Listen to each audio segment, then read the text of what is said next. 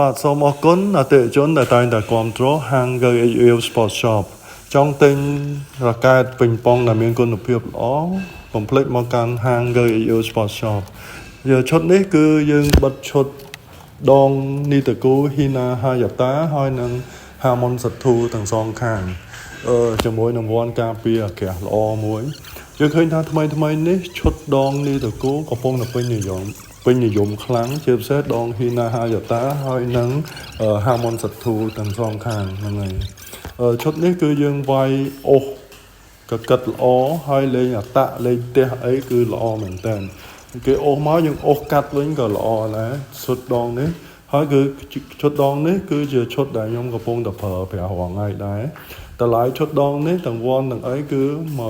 $366បងប្អូនអាចតាក់ទងតាម Telegram លេខ016 36 8 87 ហ្